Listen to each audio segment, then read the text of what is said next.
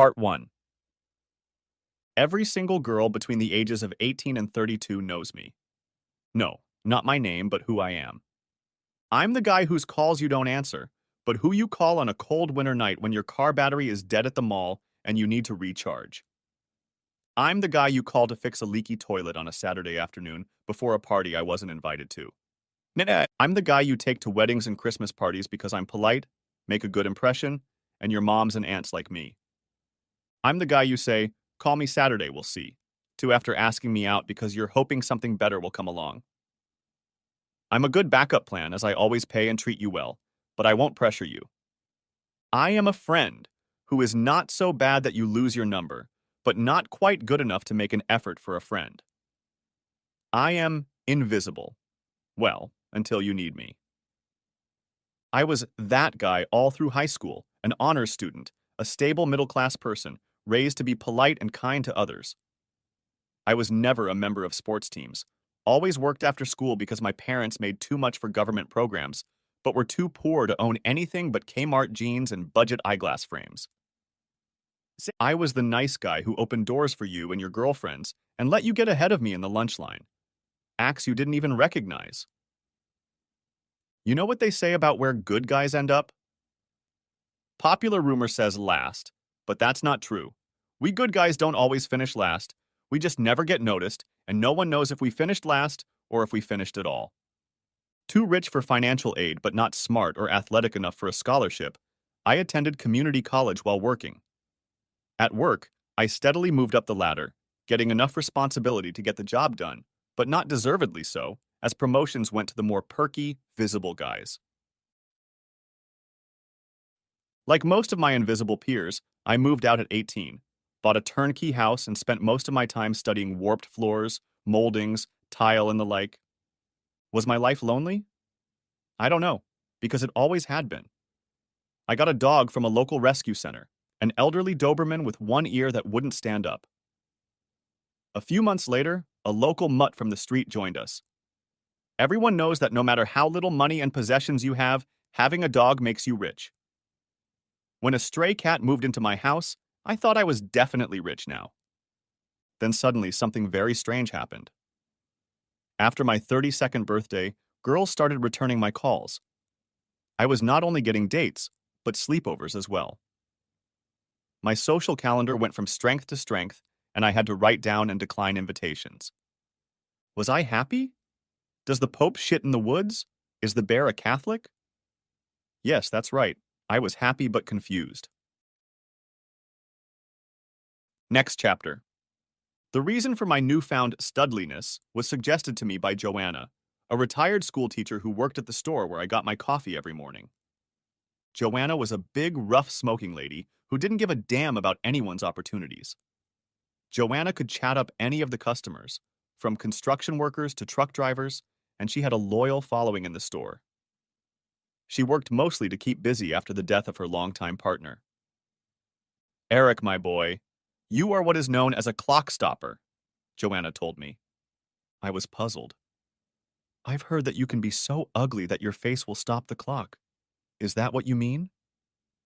Joanna exhaled a stream of smoke before continuing.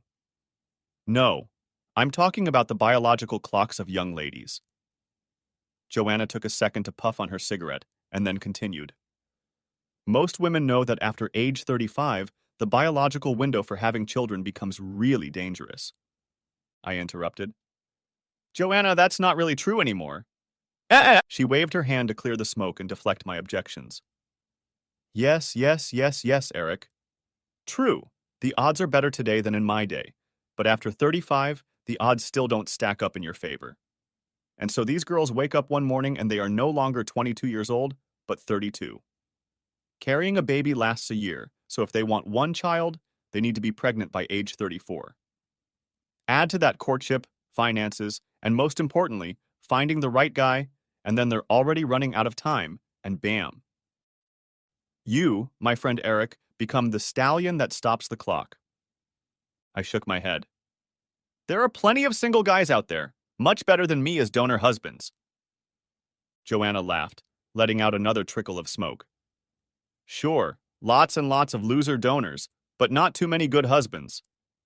Ladies don't want a mama's boy who lives in his parents' basement, or a man who will play video games but won't help change diapers. These ladies quickly assess the available talent and discover that most good candidates are already married. Joanna paused. Eric, you see, it is assumed that we now know the best age for marriage. If you tie the knot between the ages of 28 and 32, the risk of divorce is low, not too young and not too old. Goldilocks theory on marriage. The smarter girls got all the bad guys and losers out of their system and locked up all the good men like you early on. Now they have a house, a car, 2.5 kids, and a career. I laughed. So basically what you're saying is that at this point, after we've eliminated married men, I'm getting the least of what's left. Joanna grinned. When you're young, most of your life runs linearly. You graduate from high school, then college, then get a job. But real-life relationships don't develop as smoothly. So how do you plan for a marriage and a life partner that isn't as simple as contributing to a 401k or buying health insurance? Joanna flicked her ashes. Smart women know, if you want a relationship, do what you need to do. Dump the losers and look for good, stable guys. They quit nightclubs, get off the couch, and go to your cousin's friend's birthday party, because that's where you'll find real men, not boys. I shook my head. You can't plot out the path of your life in advance, like it's a chart waiting for you to fill in the dots, especially when those events depend on other people. Sure, you might decide to move somewhere by a certain age or save up a certain amount of money to buy a house or car a few months or years in advance, but that's it. Joanna rolled her eyes.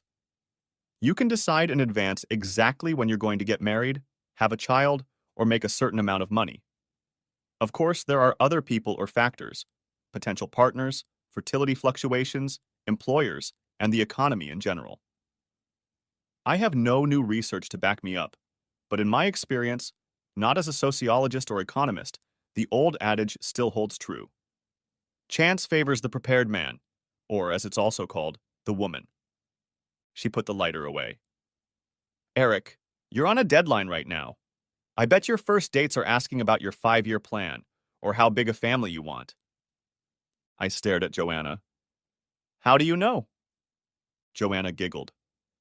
When her friends have babies or freeze their eggs, they're overcome with insecurity. They like their lives, but they dreamed of more. The family that dreamed of a future that always seemed to go without saying is now in question. I remember Lisa Bonos of the Washington Post writing extensively about this very subject. I emptied the last glass of coffee. So I'm in the driver's seat. Joanna nodded. Pretty much yes, but don't drive off a cliff. Don't sleep with someone crazier than yourself. Look for a life partner, not just a bed partner. Find a stable girl who will support you, be the mother of your children. Remember, beauty fades, but a good woman will always be a good woman. As I walked to my car, I realized that Joanna had given me a lot to think about. I had really taken her words to heart and had weeded out all but the most stable women who could be a good match for my life. When I finally found the perfect woman, it was a woman that even my mother would like. A girl who... Of course, this is all a load of crap. Kelly's story. I stared at the chipped nail and silently swore as my mom handed me an aspirin to take away my headache. Mom sighed, sliding a cup of coffee toward me. Kelly, what's all this drama about? We were in her small apartment. Mom and Dad had split up after I left for college. The situation had been tense a few years before that, but in my last few years of high school, I just brushed it off. Mom bought the place with her share from the sale of our house. My dad wouldn't tell me why they split up, and my mom simply stated that it wasn't my dad's fault. I didn't probe further, but I knew Mom missed the big yard and garden, even though the small apartment had a big pool. I took a sip of coffee before answering. That asshole Richard cheated on me. I caught him in bed with someone I thought was my best friend. Mom looked puzzled. He cheated on you again? I waved my hand at her. No, it was Kevin who cheated on me before. This is a new guy I've been seeing for about a year now. Wow, my mom said, leaning back. That's the 4th guy who's cheated on you. I shook my head. I guess they all end up cheating on me except for Tony. Mom made a grimace. Tony wasn't married and didn't have kids? I sipped some more coffee. Yeah, but I didn't know that at the time. At least he wasn't cheating on me with my best friend. Only with his wife, my mom reminded me. Why are all men such assholes? I asked. Relationships are so hard. It's like a full-time job and we have to treat it like one. If your boyfriend wants to leave you, he should give you 2 weeks' notice. There should be severance pay and before they leave. Mom took a sip before answering. If you're giving your all and it's not enough, you're probably giving it to the wrong person. Mom, what are you talking about? Kelly, think for a second. What do all these cheating men you're dating have in common? They're all cheaters. Mom made a grimace. What else do they have in common? I just looked at her before she continued. Kelly, it seems like you pick boys who will be losers. Rolling my eyes, I replied, if I try to fail and succeed, what will I do? She took one of my hands. Kelly, you are a mature adult woman who is over 30 years old. You have a good job, you have both intelligence and beauty. Maybe it's time to stop playing with those bad boy kids still living in their parents' basements and start hanging out with real men. I jerked my hand away irritably. What's wrong with the guys I'm dating? Mom just stared at me. Okay, besides cheating? Mom rolled her eyes.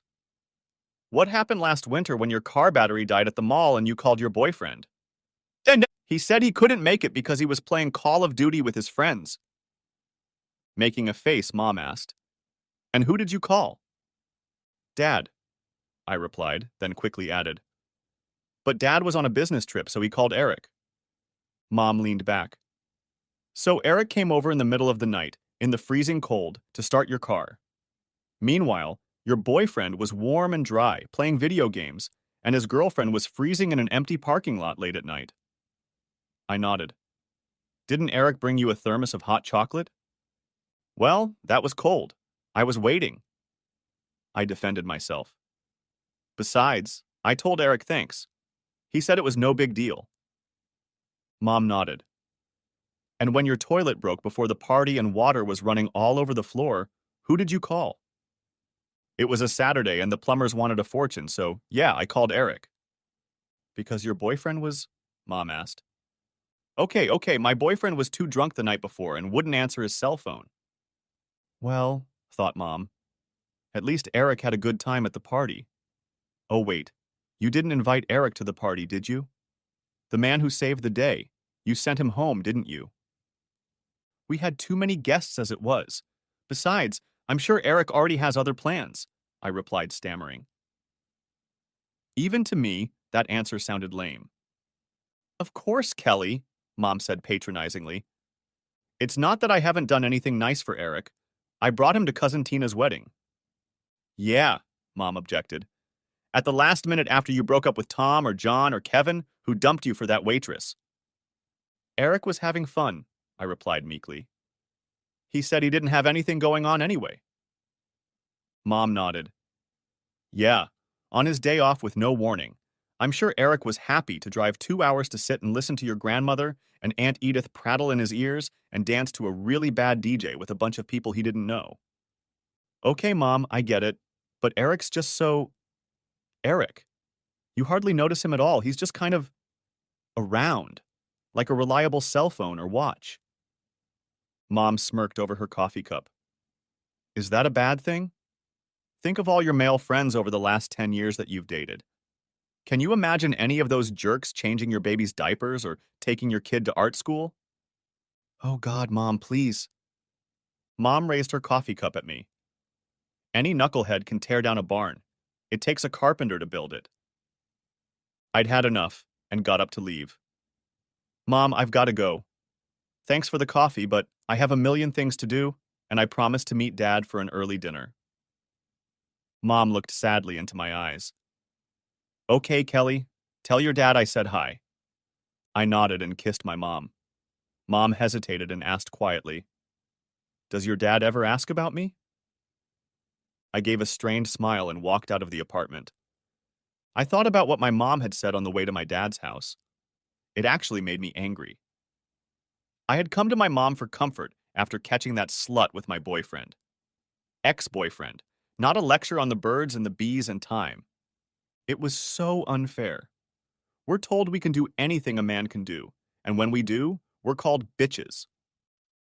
Now we're expected to be the CEO in the boardroom, the chef in the kitchen, and then all of a sudden, oh, by the way, you only have a window to have perfect kids and a husband. Otherwise, it's the big L for loser for you. As I stopped at the longest stoplight in the city, I casually cast a glance at the park. To tease me, God played out a domestic scene in which some guy was chasing two little boys around a tree, and a woman, obviously the wife, was sitting with a large dog on a nearby bench. It looked like a Norman Rockwell-style life insurance commercial. What the hell? I thought to myself. I'll call Eric and see if we can go out this weekend. Nothing serious, just a taste. Eric deserves a treat. Next chapter. I sat in Starbucks, a cinnamon dolce light frappuccino coffee in one hand and my phone in the other. Hey Eric, it's Kelly, how are you? Kelly? Good to hear from you. Eric seemed genuinely happy to hear from me. What's wrong? Did your car battery die again? No, nothing like that, Eric. I just called to say hi and see if you wanted to hang out on Friday. Huh. That sounds great, Kelly. But we have Gina coming over on Friday. She'll be babysitting her 5-year-old nephew. We're going to take him to the fireworks show at Young at Art on Friday night. I cursed to myself. What a bitch that Gina is, but pulled myself together. Oh, that sounds great. I'm sure Gina needs to put the baby to bed afterward. Do you want to go to the club after she leaves? Eric laughed. No can do. I promised the boy that after the fireworks we'd watch a SpongeBob movie on my big screen TV. Me, Gina, and the boy will have a sleepover. I have popcorn in 4 different flavors, the whole deal. And Saturday morning we're all going to Home Depot for a kids' workshop. Lad will be building a birdhouse. Okay, Eric. Sounds like fun for everyone. I prayed the guy would hit Gina over the head with a hammer. How about picking me up Saturday night? We can swing by that new place on 23rd Avenue. Can I take a rain check, Kelly? Anna and I are going to the XYZ concert on Saturday. Really? Anna bought tickets to XYZ? They've been sold out for months. Yeah, I know, right? I've been trying to get tickets ever since I found out XYZ were playing here. They're my favorite band. Anna said she got the tickets from the company raffle. I took a sip of my coffee. I imagined what that slut Anna had done to get the tickets, but I did my sweetest voice. Oh, Eric, I'm so jealous. Tell you what, why don't we meet on Sunday for brunch and you can tell me all about the concert? Maybe later, Kelly? Sunday morning, Vicky's bringing her dog over to our place. Vicky, me, Achilles, my dog, and Vicky's dog are going to go to the dog park to play frisbee. You have a dog named Achilles? Eric laughed. Yeah, you've met him, remember? The Doberman with one standing ear? I've always wanted to name the dog Achilles. Then when we're out walking, I could say, Achilles heel. He laughed at his own joke. You don't remember my other 2 pets? The mongrel and stray cat Spoiled and Rotten? It took all my self-control not to blurt out that I barely remembered him. My God, Eric, you have a pretty good social calendar. Yeah, crazy, right? He chuckled. Until last spring, the only way I could get someone of the opposite sex to talk to me was if I had a tool in my hand to fix a clogged drain or their broken widget. It must be my new aftershave. You poor, ignorant fool, I thought, as Eric continued. Kelly, how about... It sounded like he was turning a page. Sunday night? I can cook something on the barbecue and we can watch a classic movie in 3D. I even bought glasses. Now I was furious. I wasn't going to have a dentist appointment. Eric, I don't know. Maybe you can call me on Sunday and I'll tell you. I could almost hear Eric shrug into the phone. Okay, Kelly, but why don't you call me in case I forget? Oh, sorry, there's someone on the other line. I've got to go now. I hope to see you on Sunday. Bye. I sat there staring at my phone with the call ended display. My cinnamon dolce light frappuccino coffee was long forgotten. What the hell? I said out loud, louder than I intended, drawing stares. Eric had just hung up on me. I stood up and tossed the cup into the trash can. How could Eric prefer me over these whores? I had a bigger cup size than all those bitches put together. Hell, all those trailer park whores barely had the brains to blow their nose. Next chapter. My father was quite amused by my interactions with Eric. Honey, it sounds like you're a seller in a buyer's market. We were sitting outside on the big veranda of my dad's house. His house was much bigger than Mom's and overlooked the lake where he kept his boat. Dad was grilling on a huge rig that would have been fit for any restaurant. He was still in good physical shape, and with his tan and hair the color of salt and pepper, he could have played the part of an extra in a commercial for some senior housing complex. But Dad, that's just not fair. I've known Eric forever. I have a degree, a career, and not to sound vain, but I'm kicking the ass of all these passers-by in looks. Dad laughed, sitting down. Don't forget about modesty. You're the one who told me to be modest, but not inconspicuous. Kelly, oddly enough, I understand what Eric is going through. When I moved here, I had more, female company than I had at an Oprah convention. I was out of the dating game for a long time. I don't know if the rules are different at my age or if they even exist. But the ladies here don't make a fuss or shy away from what they want. He got up to turn off the grill.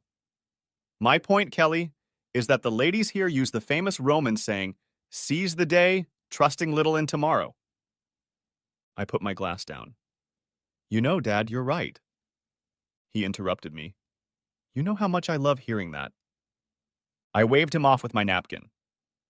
So are you going to call Eric? Asked Dad, refilling my glass. You mean now? Seize the day with little confidence in tomorrow, repeated Dad with exaggerated exuberance. I rolled my eyes, pulling out my phone and dialing Eric's number. I gave Dad a thumbs up when Eric picked up the phone. Hey, Eric, it's Kelly again. Yeah, I saw your name on my display. Are you okay? I've never gotten 2 calls from you in one day before, unless something was wrong. No, everything's fine, Eric. I just wanted to let you know that we're going to the movies on Sunday. I heard Eric chuckle. That's 3D, silly. But we're going to have to reschedule. Kim found out that I had the director's cut of the 3D movies, Creature from the Black Lagoon and Godzilla vs. Bombi, and begged me to watch them. Turns out Kim is a big fan of the classic 3D genre. Dad saw the look of disbelief on my face as I took the phone away from my ear. The last thing I heard was Eric's voice. I hate to cut you off, Kelly, but I need to let the killer dogs outside so they can pee. Can you call me at the end of next week and we can try to connect? It was nice talking to you. For the second time since talking to Eric, the screen popped up, call ended. I tossed the phone on the table, muttering, well, that went well. If I was expecting sympathy from Dad, it didn't come. He laughed at the top of his voice and sat up, wiping tears from his eyes. I'm glad you're so amused, I muttered. The only movie that slut Kim likes is Monster Dance with no pants on. Daddy stood up and kissed the top of my head. I'm sorry, honey, but I don't think I've ever seen you get run over before, and it doesn't look like you're used to it. Damn right. Dad moved his chair over so that he was sitting across from me. If I didn't know Eric better, I'd say he got a little revenge.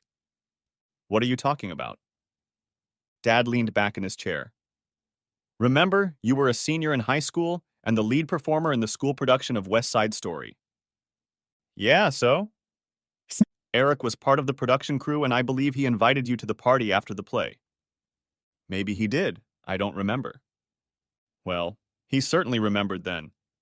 The poor bastard showed up at the house with a dozen roses and Dad's old car. He must have polished that car 100 times. The damn reflection almost blinded me.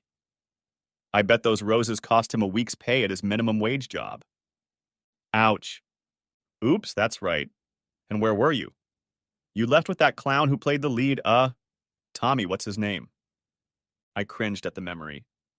Tommy brought us that nasty beer. It made me so sick. Guess who at that party turned off Tommy's car so he couldn't drive drunk and then drove your slick ass home that night? I dropped my head in my hands. Please don't tell me it was Eric. Dad nodded his head. Actually, it wasn't my proudest moment. Mom and I decided that Eric got you drunk on beer. I kicked his ass and your mom threw his roses in the trash. Eric didn't deny anything, just stood there and took all the abuse. Dad looked at the grill. I didn't find out the truth until after you both graduated. Eric never told anyone. I only found out by a strange coincidence. Wow, how I apologized to Eric back then. Do you know what he said when I asked him why he didn't tell me what happened? What? Eric stood there with a goofy smile on his face and said, No problem. Real men never complain. Real men never blame. I picked up my phone from the table. Might as well erase Eric's name from my contact list. If I were him, I wouldn't spit in my mouth even if my tongue was on fire. Dad shook his head. If it were anyone else, I'd agree with you, but not Eric. Think about why else he would have continued to help you all these years. I put my phone back in my purse. I don't know, but I'm not taking any more chances. Eric won't be ready for what I'm about to unleash on him. Dad raised his glass to me. Chance favors the prepared man, or woman, it seems. It was another week before I got on Eric's damn calendar. It was a Friday night car show, not the event I would have chosen. Seriously, who wants to waste a summer evening wandering around a parking lot littered with old wrecks? I was surprised when Eric showed up and walked me to his car. Eric, my God. Is that a Lincoln? Of course, Eric replied proudly, patting the gleaming fender. Lincoln Continental Mark IV, this one was built in 1973. I felt a twitch. My grandfather, or Shonather, had the exact same car. Eric smiled broadly as he opened the passenger door. What a coincidence, since it's your grandfather's car. I was stunned. He must be kidding me. No, really? Seriously, it's my Shonatar's car. Of course, Eric replied, holding my hand as I got into the car and lowered myself into the padded front seat. Kelly, your grandfather always took impeccable care of this car. After he died, it sat in the garage like that. Your father practically gave it to me. It took a while to replace all the dried-up gaskets and stuff, but everything is original and works. Even the AM/FM radio. The familiar scent of the interior filled my nostrils, and I inhaled deeply as Eric walked around the car to get behind the wheel. I don't know if I imagined it or not, but the bouquet of smells brought me back to the happiest days of my childhood. My Shonather and I were walking to get ice cream, and I felt Shonather's presence as surely as if he were sitting next to me. Eric settled in as the driver. He had a cat that ate the canary expression on his face. Suddenly, he reached across the driver's seat and opened the glove box. He pointed to the inside glove compartment door. There, in childish scribbles of my young hand, was written in uncertain letters, Kelly plus Sienather forever, surrounded by a large heart. One thought flashed through my mind. Eric was the man I was going to marry, bear him children, and then grow old together. The car show was a lot of fun. Although I only recognized a few cars from my teenage years, the atmosphere was great with a DJ playing old tunes, kids trying to use hula hoops and a bunch of food carts. Shonather's car, Eric's car, was getting a lot of attention. Eric was casually chatting with everyone, and even the kids in their imported rice rocket cars came up to him with questions. At the end of the night of the car show, my campaign to get Eric to propose to me began. It took about 9 months before he asked for my hand in marriage. It would have happened sooner, but it took over a month to chase all the other hotties off his calendar. How did I convince Eric that I was the one for him? Easy. I showed him what great partners we would be together, our potential as parents, the common interest that brought us together, the fact that we were true soulmates, and of course, it's all bullshit. I was giving Eric what every guy wants. Eric, like most single guys, was limited to 4 main food groups: microwave, cereal boxes, pizza, and Chinese takeout. While, of course, the best I could do in the kitchen was make restaurant reservations using my phone, I could find enough ingredients to keep Eric's stomach full. Eric wasn't the worst lover I'd ever had in my life. Eric continues the story. Wow, is all I can say. I really enjoyed being married. Kelly was wonderful. Even the cat liked her.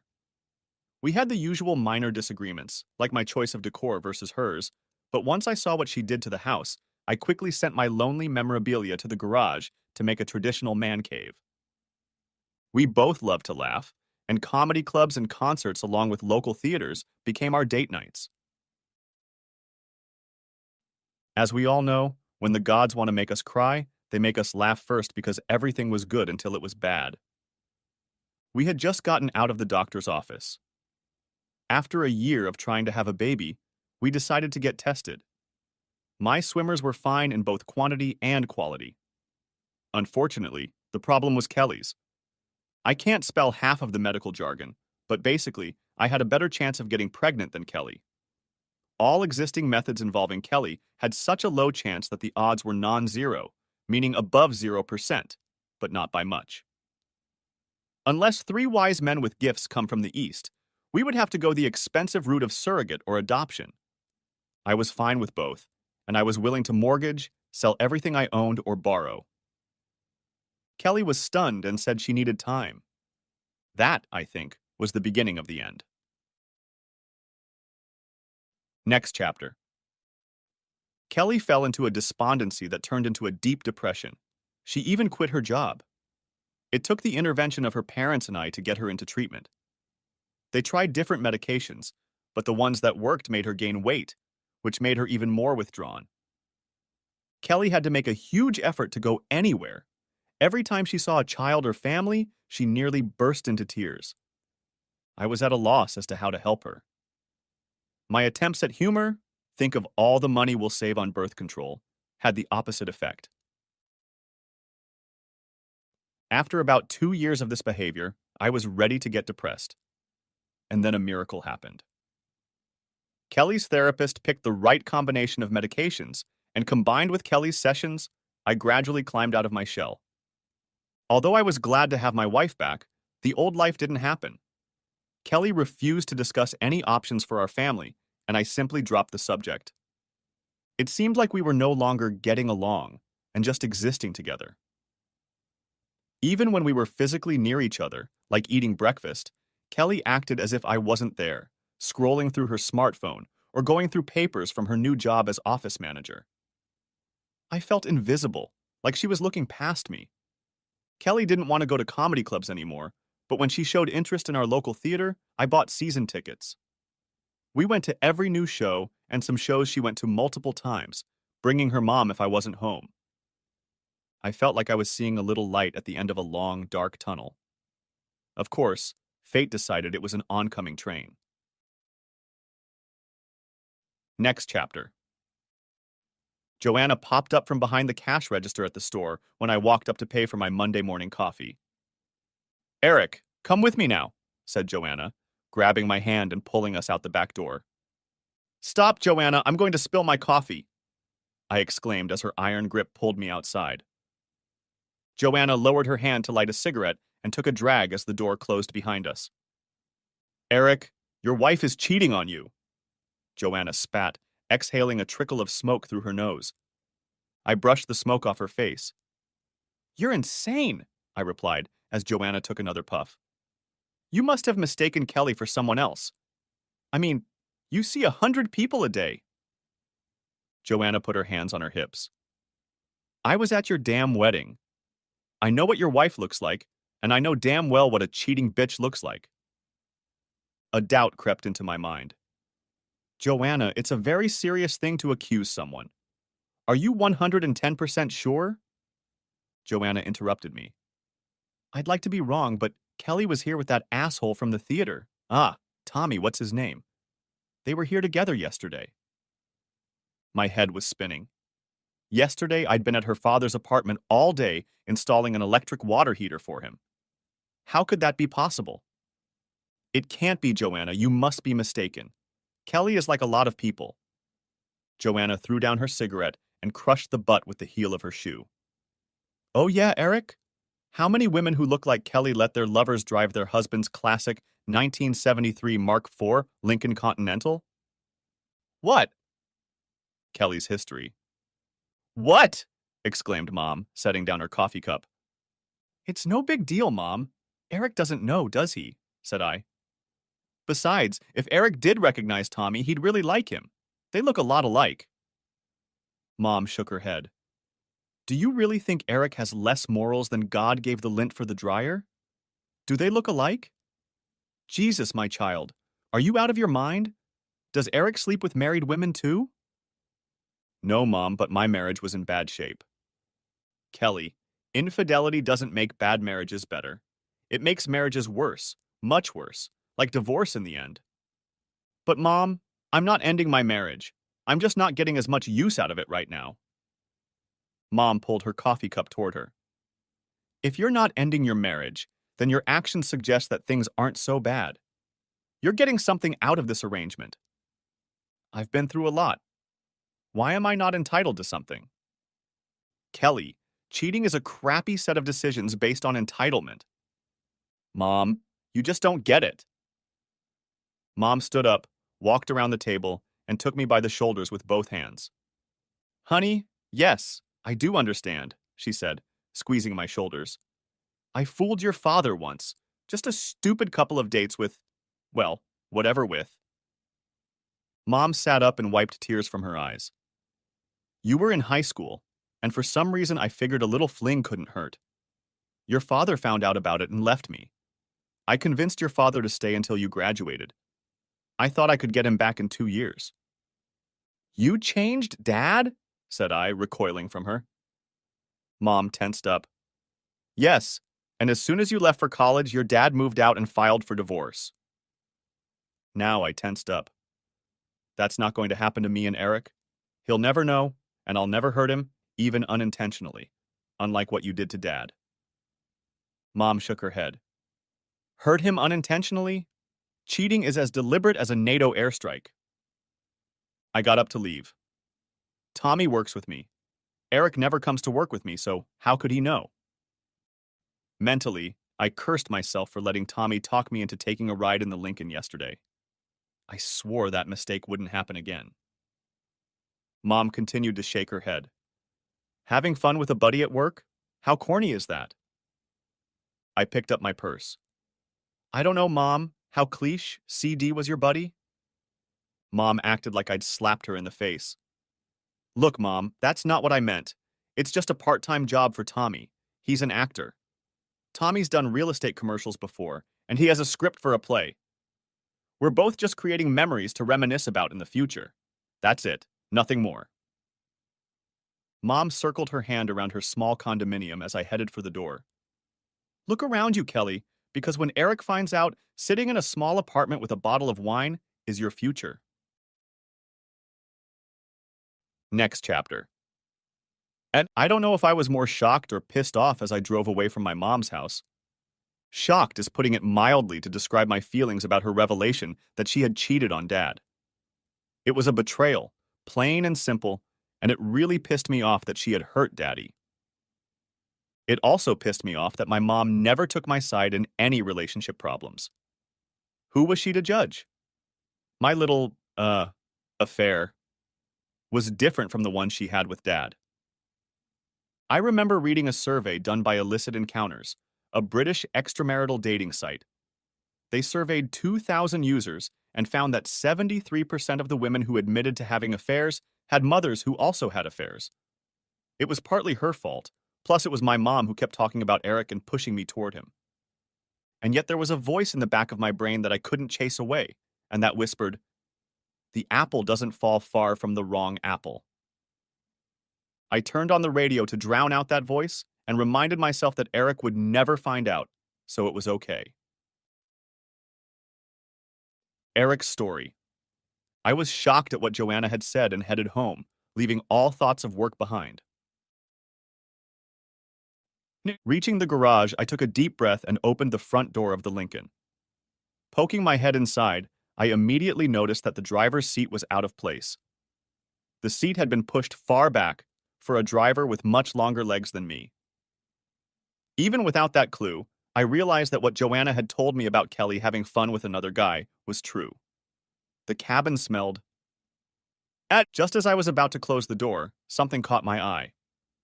A cheap red Bic cigarette lighter peeked out from under one of the back seat cushions. Neither Kelly nor I smoke. I pulled the lighter out from under the cushion, closed the car door, and sat on the garage floor, leaning my back against the front fender. For the next few days, I avoided Kelly until I got a grip on myself. It was easy because we were just coexisting now. There would be no counseling, no drawn-out drama, no cameras, hidden recorders, private investigators, and the like. For me, it was like peeling off a Band-Aid quickly and cleanly. It was taking out the trash without looking back. Joanna let me borrow her truck and trailer. On Friday, after Kelly left for work, I loaded all her stuff into boxes and bags and put them in the storage unit. I had already had time to cancel the bills and separate the finances, so I went to her work to end the marriage. By the time I entered Kelly's reception area, it was late in the evening. The security guards were trying to escort some guy out of the lobby. "You bitch Talon!" yelled a man holding a large box, accompanied by 2 guards. "Fire me, you whore!" He shook off the arm of one of the guards. "Let's go," one of the guards pleaded. "The subway police are on their way. You must vacate the premises before they arrive, or you will be taken to jail." "Screw you!" shouted the man, swinging open the front door. "All you assholes are going to pay. I don't care how many lawyers you idiots have." Taking advantage of the fact that everyone was focused on the spectacle, I slipped past the receptionist's desk. I didn't want to do this in the lobby. Halfway down the hallway, I stopped an older man in janitor's clothes, speaking a foreign language in a butthurt voice. "Excuse me, sir. Can you tell me where Kelly's office, the office manager's office, is located?" I asked. Before he could answer, a female employee in a business suit walked by. The woman appraised my jeans and work shirt with a disdainful expression and turned to the maintenance worker. "This is America. We would appreciate it if you would speak the language or return to your country." The old man didn't miss a beat. "I speak the Apache language, and it is the native language of America. So listen, you tight-ass immigrant. Why don't you go back to your country if you can't speak the language?" Turning to me, he continued. "Kelly's office is on the 2nd floor, right off the balcony, about the 4th door from the CEO's office." "Thank you," I said, heading up the stairs and leaving the lady standing there with her mouth open. Next chapter. The door to Kelly's office was closed, but I entered without knocking. What was she going to do, trick me? Surprise, surprise, Tommy was in the office, sitting on the inside corner of her desk, leaning forward. Kelly was sitting in her chair as close as she could get. Tommy jumped up quickly, and Kelly leaned back. "Eric," said Kelly, clearly embarrassed. "What a surprise. You remember Tommy from your high school days, don't you?" Tommy waved his hand half-heartedly. "Tommy?" "Yes?" I asked. "You were in West Side Story, right?" Tommy glared. "You remember my performance. I was something even back then." "Not really," I shrugged. "I just remember you couldn't hold your beer." A shocked expression appeared on Tommy's face. Kelly jumped up. "Tommy works here, in the mailroom." Tommy waved his hand. "It's temporary. I've been here for a couple months. I'm actually an actor just waiting for feedback on a play I wrote. I'm also doing some television. You've probably seen me in the red real estate commercials." "No, not really," I replied. "Oh." Tommy was shocked. "Kelly said you guys have season tickets to the theater where I perform. You must really like my work." I nodded toward Kelly. "Well, Kelly is a big fan of grown men putting on makeup and acting in plays. Me? Not so much." Tommy and Kelly exchanged glances before he spoke. "Well, thanks for supporting the arts. If you need anything, just ask." "Really, Tommy?" I said. "I'd ask you not to entertain my wife, Kelly, but it's too late for that." "Eric!" hissed Kelly, jumping up from her chair. I ignored her. "You got a cigarette, Tommy?" I pointed to his nicotine-stained thumb and forefinger. "What?" Tommy was confused. Yeah, sure, he stammered, digging in his front pocket looking for a crumpled pack of cigarettes. I tossed his cheap red lighter onto Kelly's desk. Here's one of your lighters. Must have fallen out when you entertained Kelly in her grandfather's car on Sunday. Eric, screamed Kelly. Stop this right now. Tommy's just a friend. I pulled out my smartphone. Give me a break, Kelly. I have footage from the surveillance camera installed in the garage of the two of you having fun in Shaunater's car. I'm sure he'd be proud that his favorite car is being used by his granddaughter as a bed to ruin her marriage. Glad I taped up the upholstery. Actually, the security cameras were still in the box on my bench. I was too lazy to install them, but I was willing to bet Kelly didn't know about it. Tommy and Kelly exchanged glances again. Kelly walked around the table and headed toward me, but I held out my hand to stop her. Eric, you have to believe that I never meant to hurt you. I interrupted her. Your intentions don't matter. You knew full well that cheating would hurt me. That's why you kept it a secret. You didn't intend to hurt me? Well, then you weren't trying to keep me from harm either. Tommy looked uncomfortable. I better go. I turned to him. No need to make an exit, boy who believes. I pulled an envelope out of the bag and tossed it on the table. Kelly's going to need a place to sleep. Here's the key to the storage unit where all her shit is kept, and the paperwork for 6 months' rent. Tommy shook his head. No way, dude. I'm already living in my mom's basement, so... Kelly looked stunned. Storage, what? Wait, no, Eric. Wait, listen. Mistakes were made. Not by me, Kelly. All mistakes are being corrected on my part right now. You have credit cards and money. If you don't want to sleep with Tommy Boy in Mom's laundry room, just go find a place of your own. I could see that Kelly was still in shock. Eric, that's not a deal breaker until you know there's no problem. Are you out of your mind, Kelly? You didn't think about my welfare. You were staggeringly selfish. You risked my health. All because you wanted a little weirdness. You didn't think I'd find out, and you thought it was a good compromise all along. I took one last shot. And it's a good thing you don't have kids, Kelly, so you can't ruin their home life. Kelly stammered, You bastard.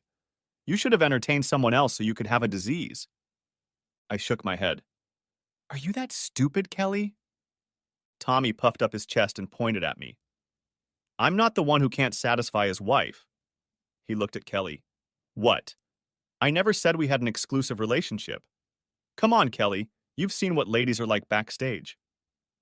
Ladies? Kelly got angry. A bunch of fat housewives and ancient first wives. She threw a cheap lighter at Tommy. I turned to leave. Welcome to the First Wives Club, Kelly. You and Basement Boy deserve each other. Since you work at a law firm, you can file divorce papers. Kelly's face was almost beet red. You guys are both assholes. I wagged my finger at her, heading out the door. Next chapter. And I was standing at the stairs to the second-floor balcony, trying to calm myself down when I heard gunshots. As I leaned over the railing, I saw a guy with a pump-action shotgun shoot through the ceiling. 2 guards were lying on the floor next to him. Amidst the screams, I heard him yell, Here I am, bitch, Talon! I want to discuss your package deal right now. Heads peered out of the office. The old janitor I was talking to was pushing his cart toward the stairs at breakneck speed, shouting, Active shooter! Active shooter! Get to safety! Go to the safe room on the 5th floor immediately! The old janitor reached the top of the stairs, just as the gunman began to climb the stairs. The old man pushed the entire cleaning cart down the stairs. The mass of mops, buckets, and bottles of cleaning supplies hit the gunman right in the chest as he tumbled down the stairs, knocking him to the ground. The janitor looked at me and pointed to a large copy machine. Move that thing to the stairs. We have to block it. I froze in place and couldn't move as the janitor ran to the elevator and slid a key into a slot from a bunch on his belt. He rushed past me.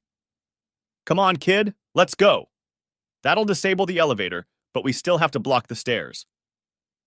My body simply refused to react, and the old man ignored me, unhooking the massive copier and pushing it toward the stairs, ignoring the gunshots. I was now joined by Kelly, Tommy, and about 6 other women, including the one who had told off the cleaning lady for talking to Apache. We stood wide-eyed and watched what was happening as if it were a reality show. As shots rang out in the copy machine, the janitor taunted the shooters. "Hey, you shooting blanks? Looks like you need a bigger gun." Then the crazy bastard started throwing potted plants in the direction of the shooters. The old man looked at me and hissed, "I can't hold him back much longer. Move your ass and lead these people to the woman's shack around the corner."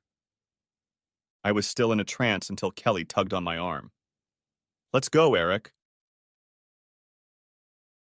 Next chapter.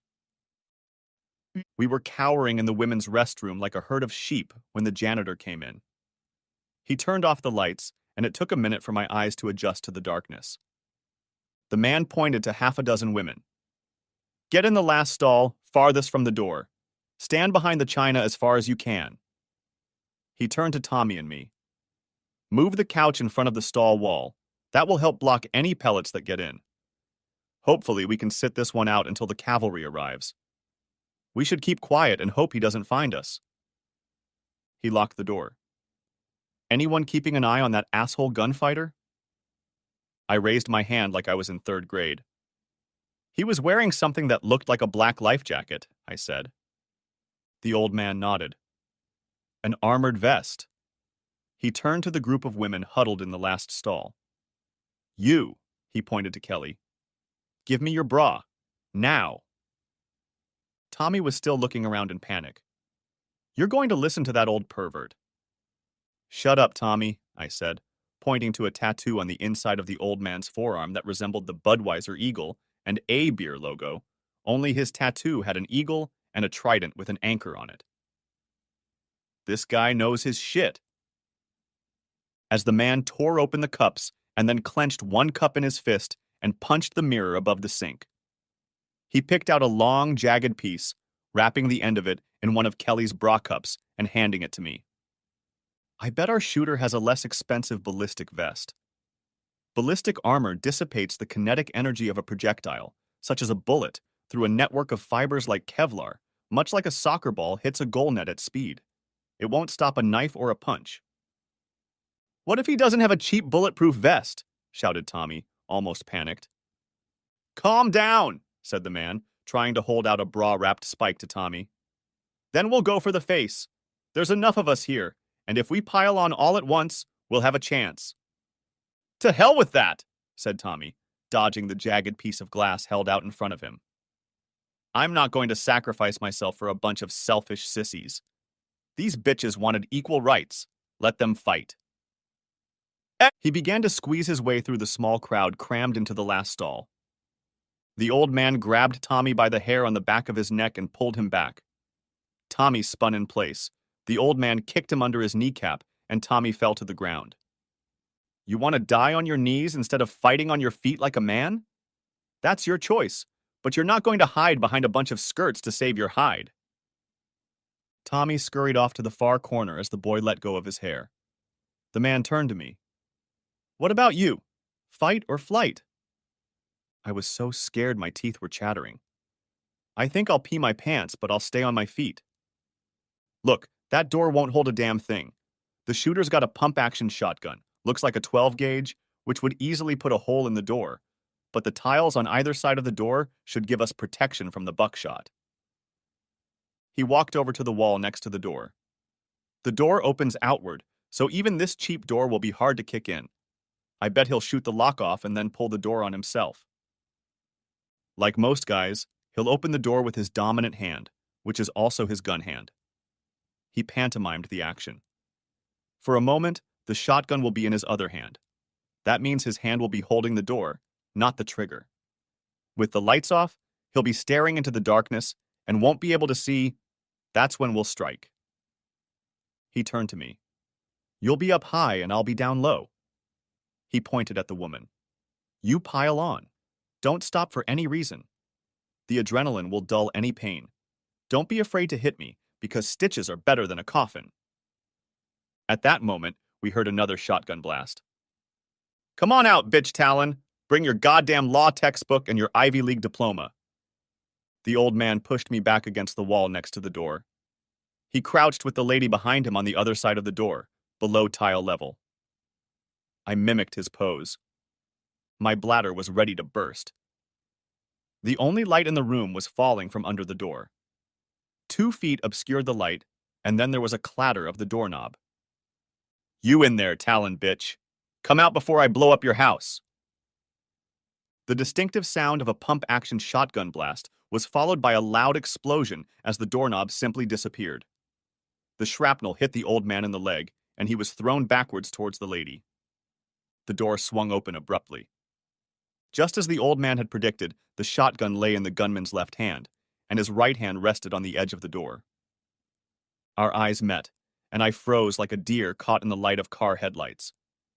The gunman's right hand moved to the trigger of the shotgun.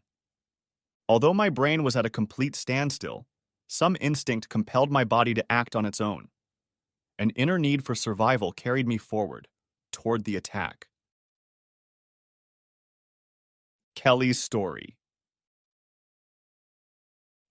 As the shotgun blast pierced the door, the woman behind me screamed and the baby began to cry.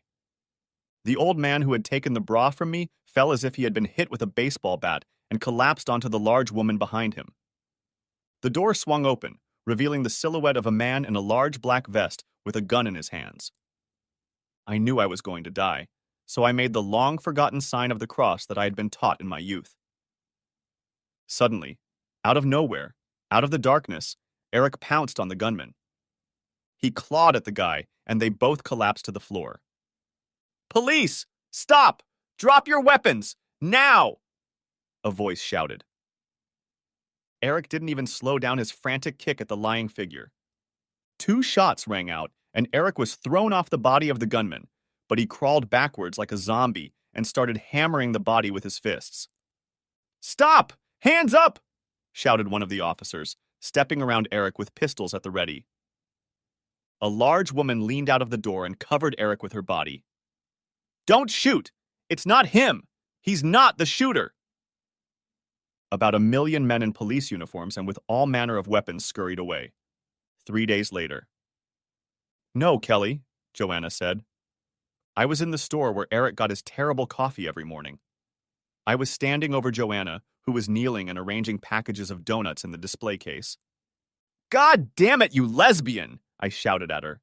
"You can't just break into my house and steal my animals. That's all I have of Eric." Joanna stood up and brought her face close to mine. I almost choked on her cigarette breath. "Listen, you cheating scumbag," Joanna began. 1. I didn't break down the door. Eric gave me the key. 2. This isn't your house, it's Eric's house. And 3. The fact that you left Eric's pets without food or water for 2 days shows that you can't be trusted to take care of anyone or anything Eric cares about.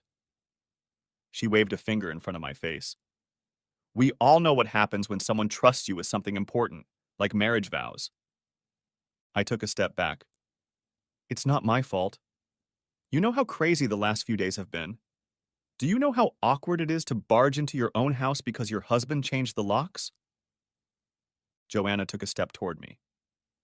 Is it really as bad as what Eric experienced when I told him his wife was a cheap whore?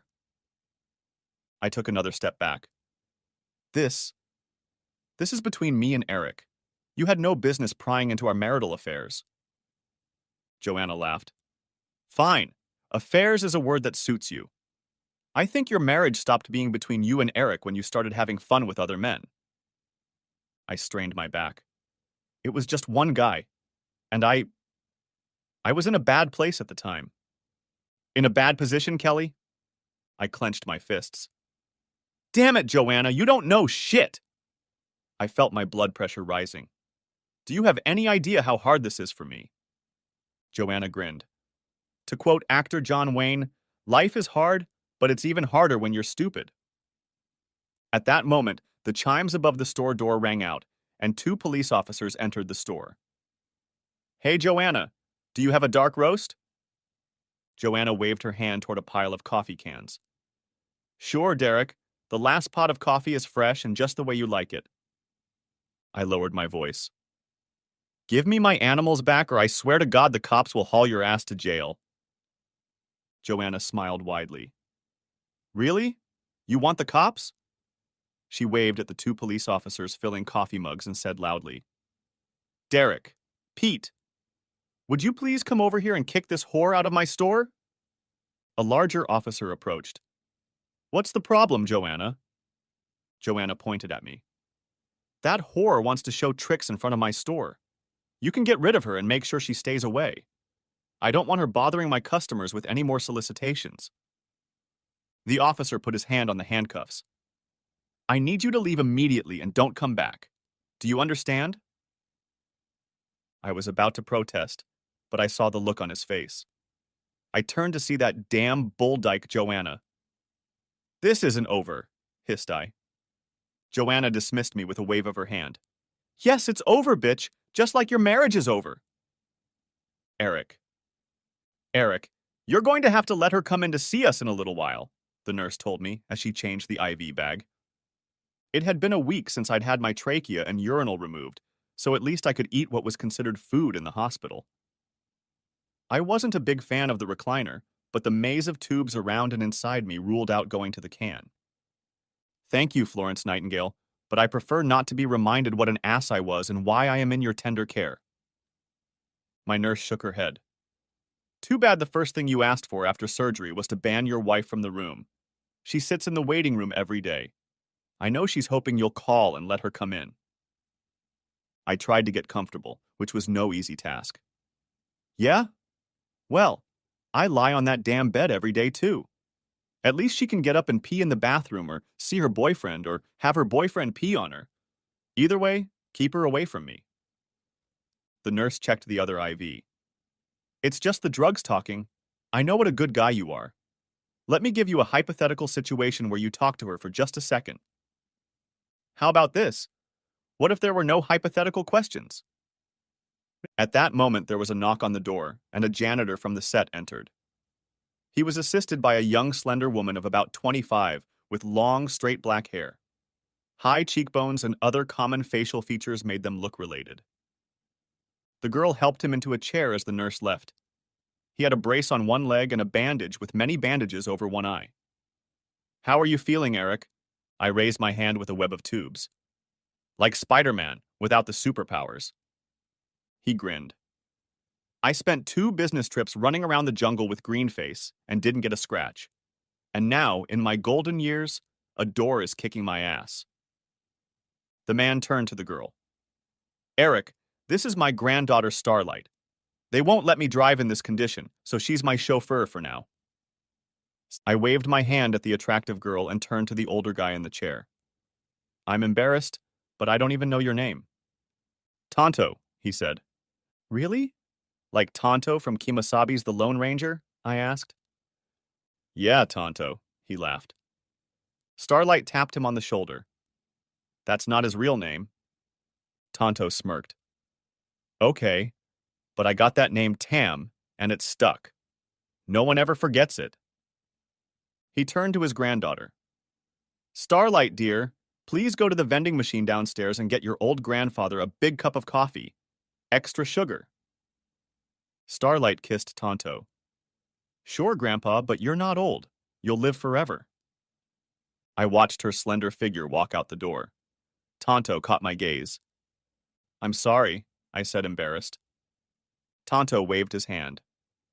Well, at least I know you're not gay.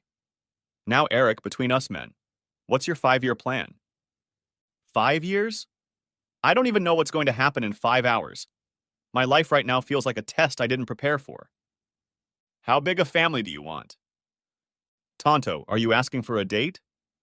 The old man laughed. No, but hopefully she will be. He pointed to the door Starlight had just come out of.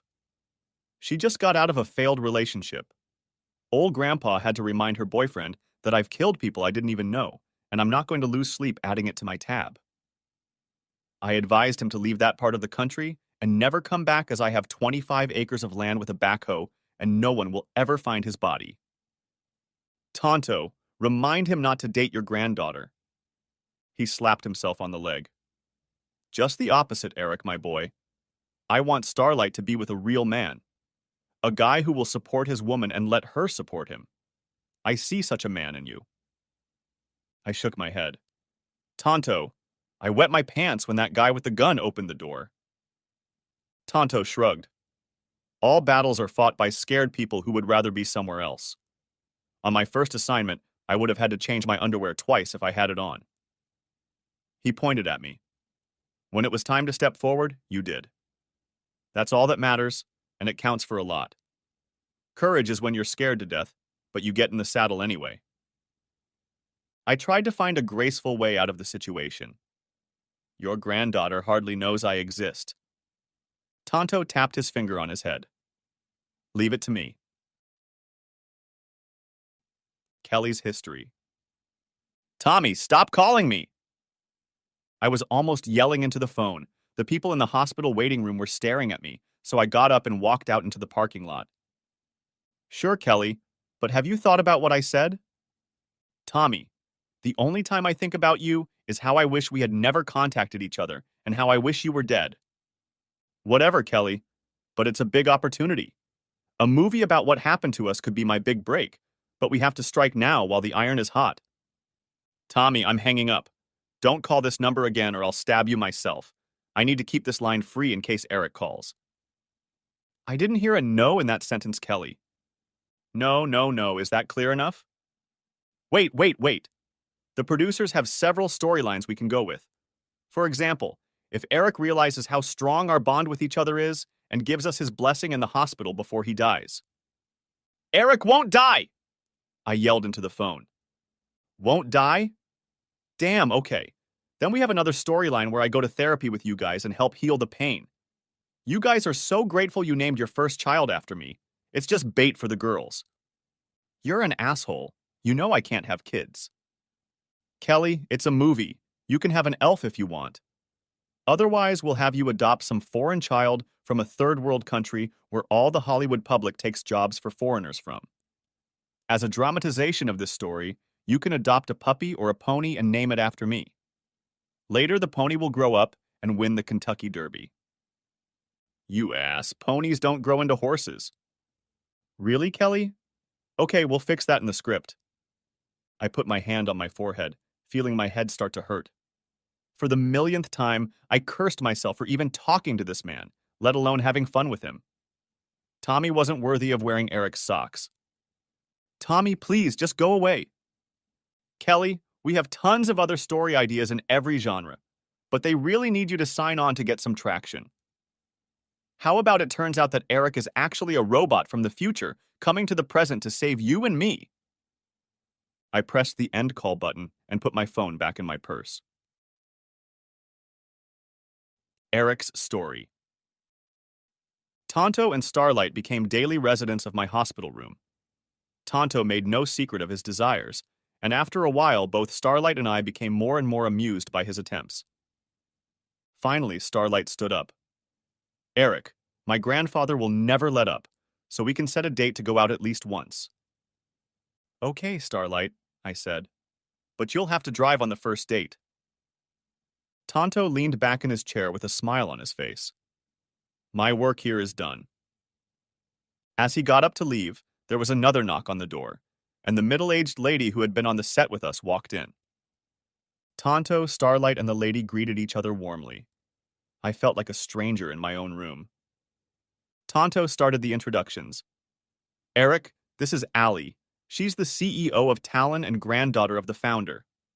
He rubbed her shoulder. A woman with balls of brass like her brains. Remembering her sitting against the wall with a shard of glass clutched in her hand, I had no doubt Tonto's description was accurate. Allie squeezed my finger warmly. I and everyone at the firm owe you a debt we can never repay.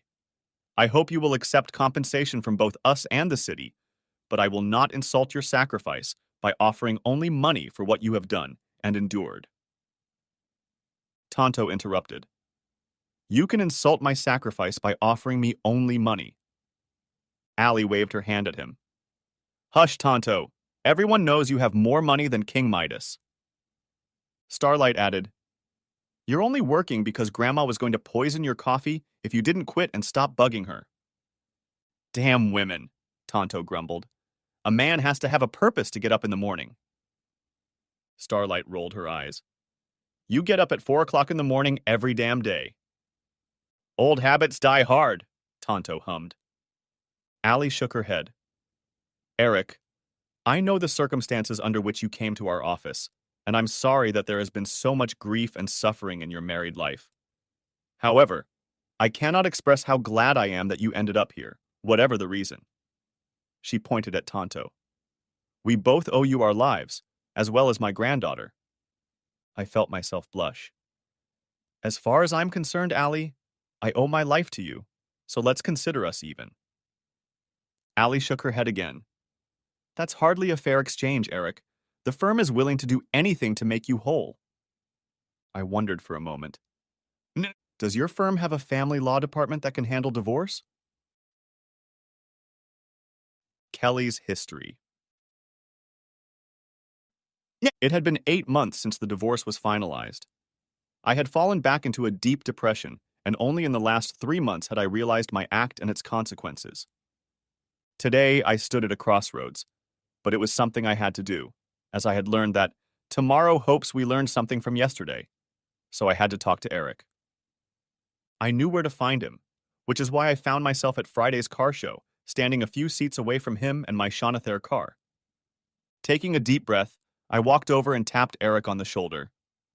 Eric turned around and our eyes met. I was ready for hate, disgust, indifference, but I should have known Eric was too nice a guy. Hey, Kelly, said Eric with a wide smile. How are you doing? I didn't detect any sarcasm or indifference. Eric was almost happy to see me. Dare I hope so? I knew what I should do, but I procrastinated, saying instead, Eric, I'm doing well. I see your movie is already on Netflix. Eric laughed. How I missed that sound. I heard that, Kelly. It was just a small indie production, but I had a lot of fun on set. The performer in the lead role was really cool. I nodded. He had your mannerisms down perfectly. Eric laughed again. Of course, except for the fact that he was a foot taller, had better hair, and a body built like a Greek god. We could almost be twins. He struck a pose. Have you seen my occasional appearance? I was an Uber driver. I even had a line. Have a good day, sir, was my main speech. I felt better just being in Eric's company. Oh, it wasn't that bad. Eric smiled his goofy smile. What was your favorite part? When my character made a powder bomb out of charcoal cigarette filters and dried poop to blow a hole in the wall so everyone could escape? Or when I used the ninja skills my grandfather taught me to scale a wall, disarm a gang of terrorists while holding a puppy, and then bring a shot orphan boy back from the dead with a heart massage using his car keys? Eric's humor was infectious, and I found myself laughing along with him. Well, at least you got the girl. Girls, Eric corrected me. He turned a little more serious. I'm sorry your temper was so harsh. I felt better than I had in a long time and joined in the self-injury. Harsh, Eric? They just made me mean.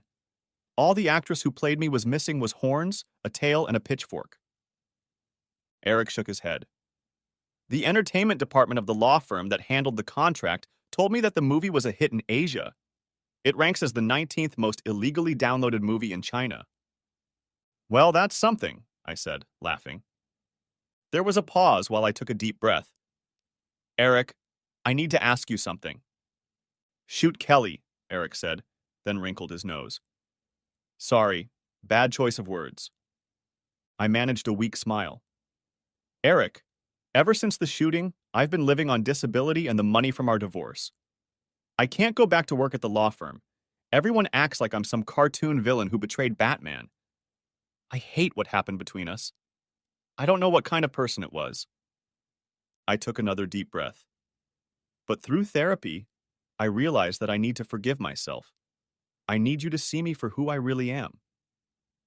At that moment, a slender, dark-haired woman with obvious signs of pregnancy walked over to us and hugged Eric. Eric pointed at me. Oh, Kelly, I'm sorry, this is my wife, Starlight. Our gazes met. There was defiance in both eyes. Starlight's eyes narrowed. I heard what you said. She squeezed Eric tighter. It's all bullshit. You don't hate the affair as much as you hate the aftermath. And telling the world you've forgiven yourself is grotesque narcissism that has nothing to do with the people you hurt, like Eric. Perhaps it makes God sharpen his lightning bolts on your arrogance. Starlight's voice lowered to a baritone. Hey, you oaf. I believe it is I, the Almighty, who is handing out forgiveness here. Who made you God? Starlight turned to Eric. I can't believe you and my grandfather almost died trying to defend that smug, delusional excuse of a human being. You should have used her as a human shield. I was stunned into silence. Nothing could have prepared me for the words of this little firebrand. It wasn't like this when we practiced therapy. Eric broke the tension. Put away the mama bear clause, Starlight. I'm sure Kelly meant no harm. I forced myself to smile. Ah, okay. Well, I should get going. Thanks for talking to me, Eric. Good luck to you both with the baby. As I walked away, I knew Eric had found the woman who should have been standing shoulder to shoulder with him the day the gunman opened that door. Next chapter. I dropped my car keys in the bowl as I walked through the door. Kelly, how'd it go? Did you talk to Eric? Mom called out from the kitchen. I sat down at the table. Yes, I talked to Eric as well as his wife. Eric is married? Mom asked. Yes, and they're having a baby. Oh, I'm so sorry, Kelly, replied Mom, coming out of the kitchen with a bottle of wine. Mom set 2 glasses on the table. Have you talked to your dad about moving out? I'd lived with my mom since the divorce, but her apartment was small for 2 people. Dad took what I'd done with Eric and the divorce very hard. Eric was like the son he always wanted for him. Yeah, I talked to Dad, I said, pouring a glass. Dad said the same thing. He loves me and will pay the first 3 months' rent plus the security deposit. I took a deep sip. But Dad feels uncomfortable having someone who cheated on him living in his apartment. Mom poured herself a glass. Well, that's okay. We'll be living alone for now. No one knows what the future holds. As I held the wine glass in my hand and looked around the small apartment, my face reflected in the wine bottle, and I realized that I had messed up my future big time.